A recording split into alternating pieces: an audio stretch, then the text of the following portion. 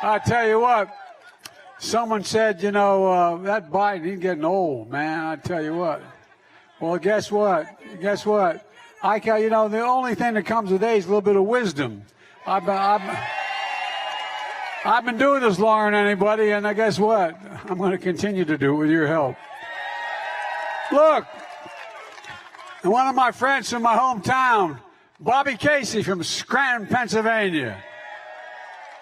And, and with Representative Dwight Evans, a good friend, and Brendan Boyle's always there for me, and Mary Kay Scanlon. Mary Kay Scanlon has been a great friend as well. And look, former member Charlene Parker. Where's Charlotte? She's here. I know I saw her. I know the next mayor. I was about to do that. I was going to see her first. You want to come up here and do this, old buddy? Yeah, I'm happy. I told when I ran for president, I told you I'd have your back. And I have. There are a lot of politicians in this country who don't know how to say the word union. They talk about labor. They don't say union. It's union. I'm one of them. I'm proud to say union. I'm proud to be the most pro-union president according to the experts in American history. And by the way, I make no bones about that. Folks, in this Labor Day, let me tell you what we're celebrating. We're celebrating jobs, good-paying jobs, jobs you can raise a family on, union jobs. You've heard me say it before, but my dad used to have an expression, I swear to God. He'd say, Joey, a job's about a lot more than a paycheck, for real. It's about a lot more than a paycheck. It's about your dignity. It's about respect. It's about being able to look your kid in the eye and say, it's going to be okay, and mean it when you say it. And he was right. And I'm determined to make that a reality for every family in this country. And we are making it a reality. Nearly 13,500,000 jobs just since you got me sworn in January of 2020. 800,000 new manufacturing jobs. But you wouldn't know from all the negative news you hear. Well, we're getting through this, one of the greatest job creation periods in American history. For real, that's a fact. And it wasn't that long ago we were losing jobs in this country. In fact, the guy who held this job before me was just one of 2 presidents in history. He was but here's an important point, one of 2 presidents in history that left office with fewer jobs in America than when he got elected office. By the way, you know who the other one was? Herbert Hoover. Isn't that kind of coincidental? Look, but we're turning things around because of you. When the last guy was here, you were shipping jobs to China. Now we're bringing jobs home from China. When the last guy was here, your pensions were at risk. We helped save millions of pensions with your help. When the last guy was here, he looked at the world from Park Avenue. I look at it from Scranton, Pennsylvania. I look at it from Claymont, Delaware. Not a joke. Folks, all my time in public office, I've been referred to as middle-class Joe. I guess they thought that was somehow not very complimentary. Well, guess what? That's who I am. That doesn't mean you're not sophisticated because you're middle class. It means you work like hell, and you know what your family has to work like hell to be able to make it. Well, I'm awful sophisticated about one thing. I know who built this country. I've been saying this since I ran the first time. Let me say it loud and clear. Wall Street didn't build America. The middle class built America, and unions built the middle class. That's a fact. That's not hyperbole. That's a fact. Unions built the middle class. When I look at this crowd, I see folks in my neighborhood. I grew up in Scranton and Claymont. The people with physical courage and brains. People who busted their necks their whole lives to care for their families. People who got up every day and worked like the devil to pay their taxes and volunteer in their communities. You're too modest. You don't talk enough about what you have to do. But I tell you, leaders all the time, American union workers, are the best. And this is what I know every major head of state in the world. Not a joke, just because I've been around, and they look to America for foreign policy issues. And guess what? I make the point. America has the best workers in the world. That's a fact. And you guys ought to talk about it more. It can take 4 to 5 years to train as an apprentice. It's like going back to college. The jobs are constantly changing. The technology evolves. You have to keep stepping up. You have to get more training. You can't, so you can't be the worst in the world. You're the best in the world. No, I really mean it. You know, like the sheet metal workers who used to use hand-drawn blueprints to design ductwork in buildings. Now use sophisticated computer-aided design systems so the entire project can be laid out in 3D. It ain't your father's sheet metal workers. This is a different world, man. You do the job right and you do it on time, and it costs less for the guy you're doing it for, the person, the outfit you're doing it for, than if they didn't have labor. People are starting to understand. I met with the business roundtable. They're the big shots in corporate America. And they said, why are you so pro-labor? I said, why you don't understand why I'm pro-labor? No, I'm serious. And I said, when I was vice president, I spoke with 364, I think, of CEOs of the Fortune 500 companies. And we asked them, what do you most need? You know what they said? A better educated workforce. I said, well, what the hell are you doing about it? You're not doing much about it. You're fighting everything we're doing in the unions as well as in the Democratic Party to make people better educated. Why are you doing it? Well, guess what? All of a sudden now you don't see them going after you nearly as much. Why? Because they know they need you. America's support for union is higher today than any time in nearly 60 years. And I'm continuing to call on Congress to fully and finally pass the Protect the Right to Organize, the PRO Act, which makes it easier to... Too many companies are still playing unfair trying to prevent organization. No, the bill's named after one of the greatest leaders in labor I've ever worked with, Rich Trumka. And guess what? We're going to get it passed, come hell or high water. And folks, my plan for the country is to make the economy work for people like you, because when it works for people like you, it works for everybody. Like I said, in my first 2 years, I've created nearly 13.5 million jobs, more jobs in 2 years than any president has created in a 4-year term. More. 800,000 new manufacturing jobs. Where is it written? Where is it written that America will not lead the world in manufacturing? I don't see it written anywhere, because we are leading the world. Unemployment has been below 4% for the longest stretch in 50 years. We've recovered all the jobs lost during the pandemic. We've added millions more. People are coming off the sidelines to go to work. More than 700,000 people joined the labor force last month, which means higher share of American working age Americans are now in the workforce than any time in the last 20 years. Job satisfaction is higher than it's been in 36 years. While unemployment is down, inflation is down as well. Remember, the experts said to get inflation down, we need to spend the mantra of economists for a long time. You need to get inflation under control. You need to lower wages, and you need higher unemployment. Not on my watch. That's right. The answer was to lay people off and pay them less. But I never thought the problem was too many people working or working people making too much money. I've never seen that problem. We have to do more to put inflation down, but it's down around 3%, about 1/3 of what it was a year ago. That's near the lowest point in 2 years, and wages are growing faster than inflation. Folks, this just didn't happen. Together we made it happen. Decades of handing out excessive tax cuts to the rich and the corporations without making the investments in America and the American people, that had been a bust.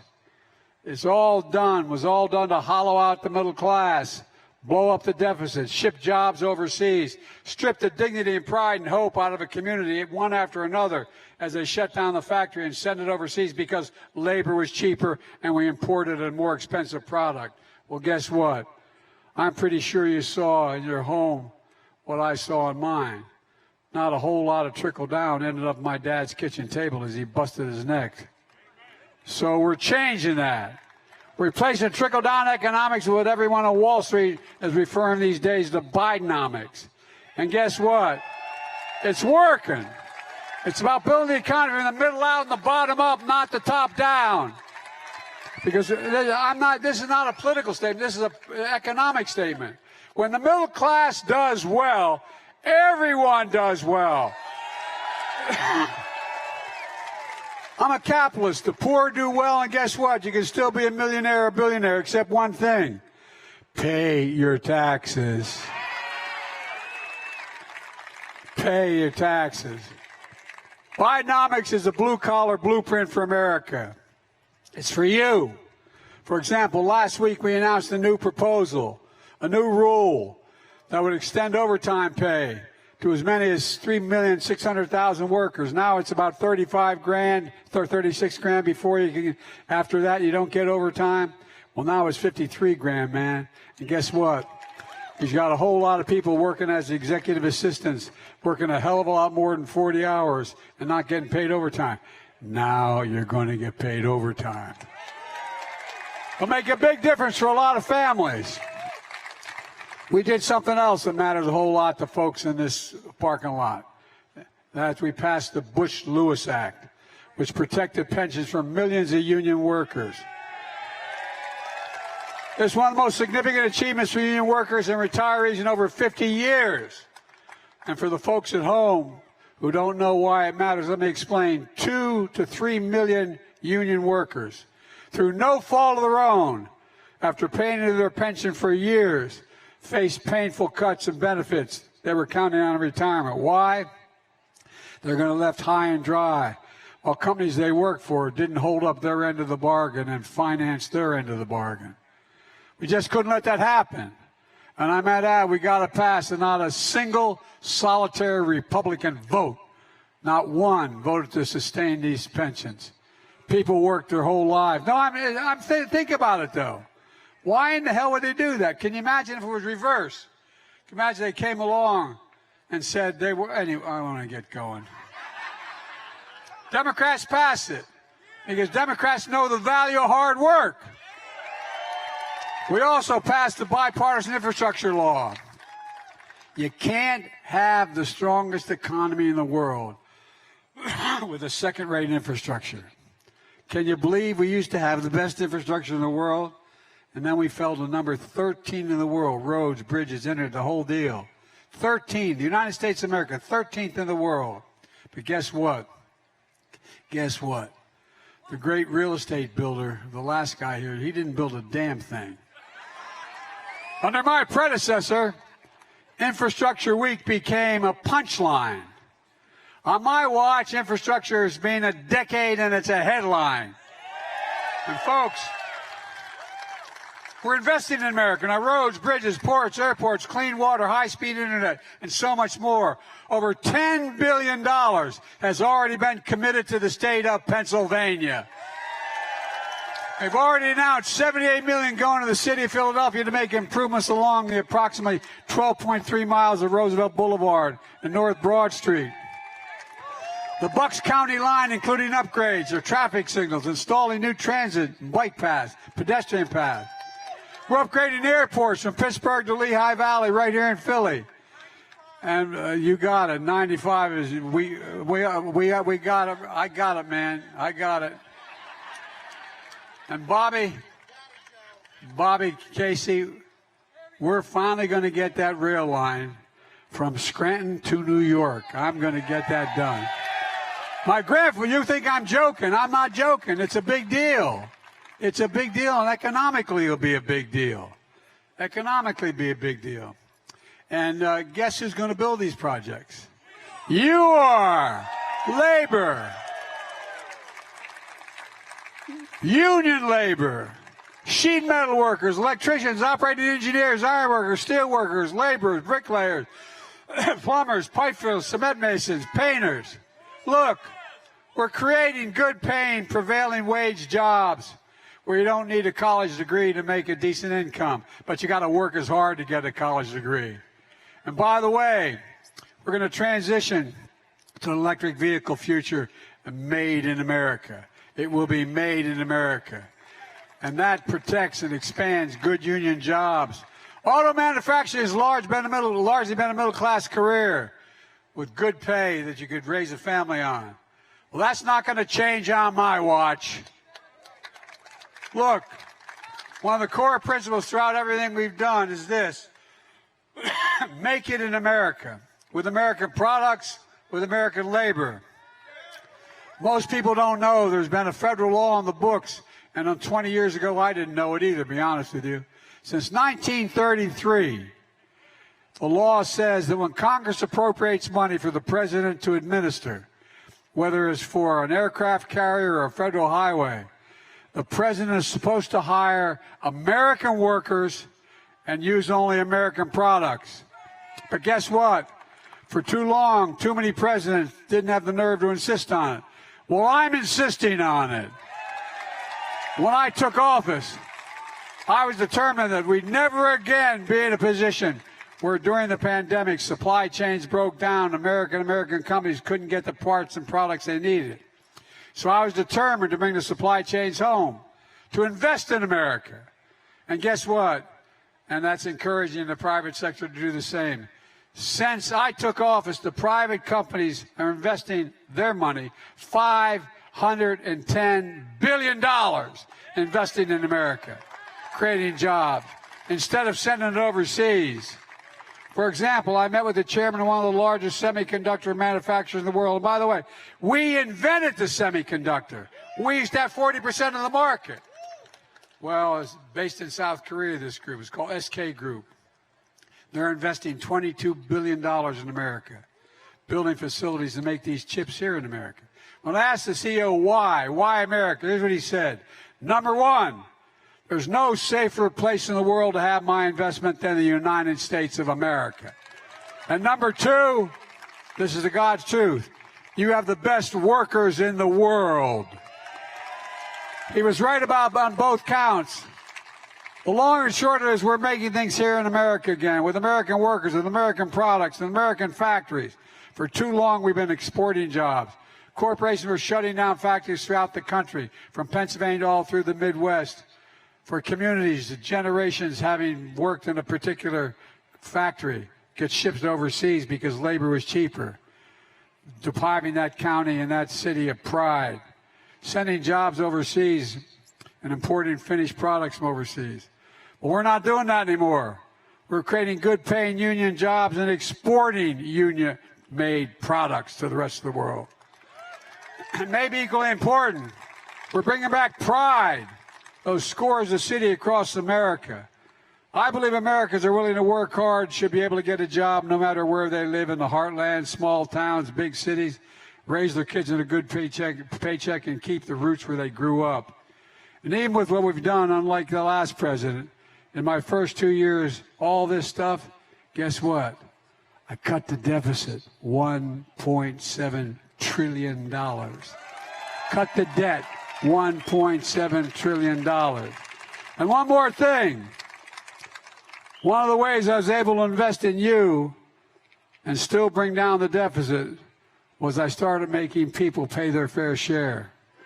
55 of the, you may remember hearing me say this for the longest time, 55 of the largest corporations in America, the Fortune 500, paid zero in federal taxes, making $40 billion. They paid zero.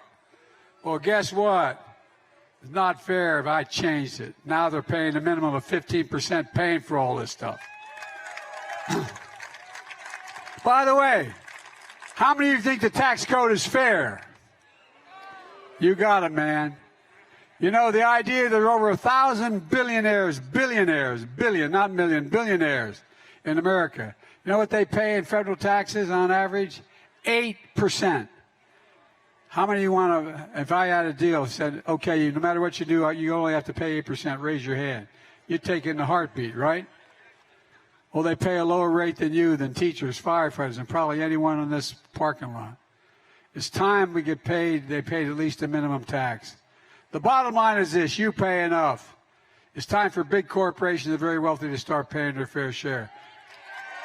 And I made a promise when I got elected, so there'd be no mistakes, that no one making under $400,000, any of you making for over 400 grand here? No one making under $400,000 see their federal taxes go up a single penny, so I couldn't be used the malarkey that they say I'm raising taxes on middle-class people. I made my promise, and I'll keep it. Let me close with this. We faced some pretty tough times in recent years. The pandemic took more than a million of our friends and neighbors, sons and daughters. There's a lot of empty chairs at Christmas, a lot of empty chairs when you sit down for Thanksgiving. Mother, father, brother, sister, husband, wife. It generated the worst economic crisis since the Great Depression. It wasn't that long ago that 20 million people were out of work. But you didn't give up. Philadelphia didn't give up. America didn't give up. As I said 1,000 times, there is no quit in America. None. All I hear from my friends on the other side is what they say is wrong with America. They keep telling us America's failing. They're wrong. I've got news for them. America has the strongest economy in the world right now, today. Lowest inflation rate among any major economy. 13.5 million new jobs, and there's no one reason for it. It's not because of me, although our products have helped. Not just the Democratic Party, it's you. I mean it sincerely. Not a joke. It's the American people. Your grit, determination, you never quit. Whatever we set our mind to as a country, think about this. Any goal we've ever set, we've never failed to accomplish. That's not going to change now. America isn't failing. America's winning. And the rest of the world knows it. That's why our friends and allies are looking to us. Look, I'm proud of the historic legislation my administration passed, a lot of which wouldn't have happened without so much that affects you without you. We passed the PACT Act, one of the most significant laws ever signed for veterans exposed to toxic metals and their families. You know, I have a saying I've used my whole career. We have only one truly sacred obligation, to equip those we send into harm's way and care for them and their families when they come home and when they don't come home as well. It was part of my agenda in the State of the Union. How many of you here are veterans? Raise your hand. A lot of veterans here. Well, that obligation is sacred, to prepare and equip you all and to deal with you when you come home. Folks, we've taken the right steps not only to get our economy moving again, but to build to the future. And the real hero in this story is you. I'm not being solicitous. The American people, the people of Philadelphia, the working people of this country. You're the ones getting up every day, walking out that door and doing your work. And I've long said, it's never, ever, ever been a good bet to bet against America. And it's not a good bet today. We're still a country that believes in honesty and decency and integrity. We're still a country that believes in hard work and giving everyone a fair shot. Because we're still a country that believes that every one of us is created equal. We're still the beacon of the free world, not a joke. And it's because small towns and rural America, suburbs, big cities, all across the country, every ordinary people do the most extraordinary things. Let me tell you, America's best days are ahead of us. They're ahead of us, not behind us. It's about the future. This is about the future. And Lee, I can honestly say, I've been doing this a long while, but I've never been more optimistic about America's future. We just have to remember who we are. We are the United States of America. There's nothing beyond our capacity if we work together. So God bless you all, and may God protect our troops. You're the best. You're the best. You really are the best. Thank you, thank you, thank you.